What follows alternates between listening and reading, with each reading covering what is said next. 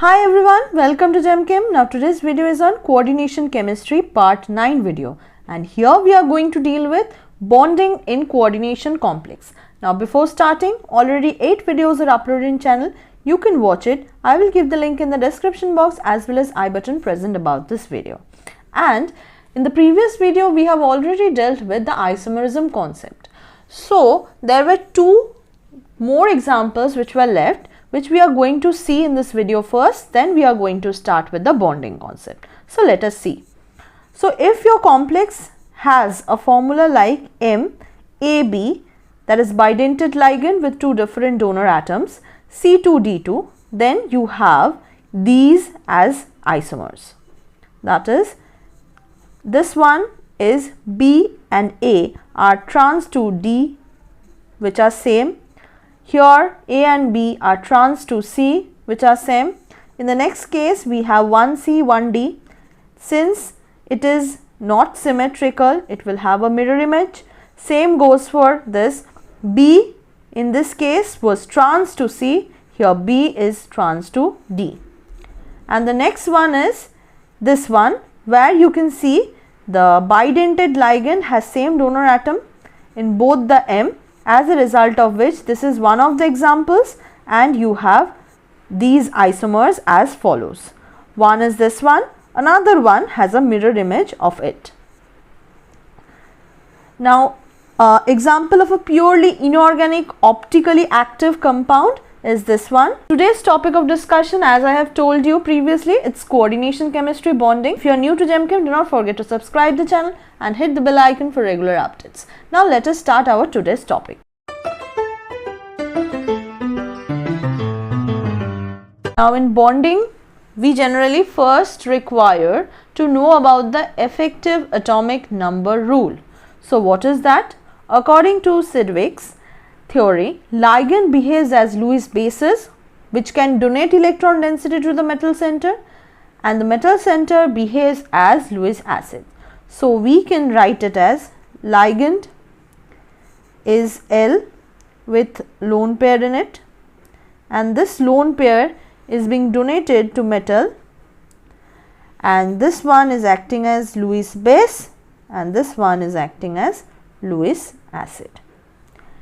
Next is that thus the complex which is formed here is our adduct, that is Lewis adduct between the Lewis acid and Lewis base, which is very important to understand because all the coordination complex bonding when we are dealing with, they are all coordinate bonds. Next is that you have an example of a adduct like this. This is the complex of cobalt with amine as its ligand. So what is the major drawback of this theory?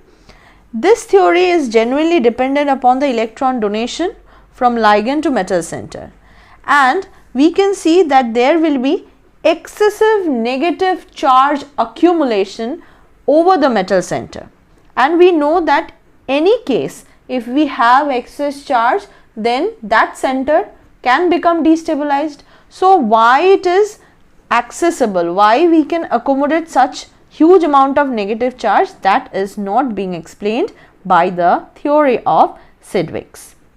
So this is the drawback, that is the major drawback of this theory is that upon electron donation from the ligand to metal center, there will be an excess accumulation of negative charge density over the metal center, and this will destabilize the complex.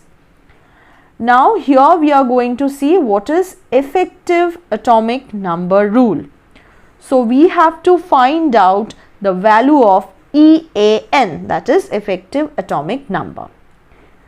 This is actually number of electrons which is present over the metal ion and the number of electrons which is donated by the ligands. These total number of electrons gives us effective atomic number. So if you consider the previous case where we had this one, that is our complex CONH3 whole 6 to the power 3 plus charge. So from here we can get the value of cobalt What is the number of electrons present in cobalt? 3, because this is 3 plus. NH3 is our neutral ligand, we have already discussed in the previous video. So this is 24 electrons, and we have 6 amine, that is NH3. So for that case, each amine is donating 2 electrons to the complex, as a result of which this will be 6 2s are 12 electron, and finally we get the total as 36 electrons. This is our effective atomic number for this particular complex. Now if the effective atomic number corresponds to the next inert gas shell configuration, then we can say that this is a stable complex. As you can see, after 24 the next inert shell configuration is our 36. So in this complex we are getting 36 electrons, as a result of which we can state that this complex is stable, and the particular statement corresponds to our effective atomic number rule. We can also try out another example, which is this one, supposedly. So take this complex Ag NH3 whole 4 2 plus. In this case, no, take it as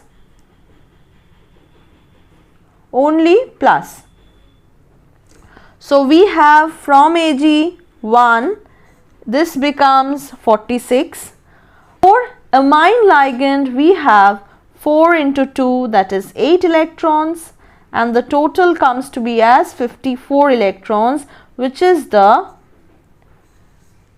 next inert shell configuration. You can try out for another complex, which is PtCl4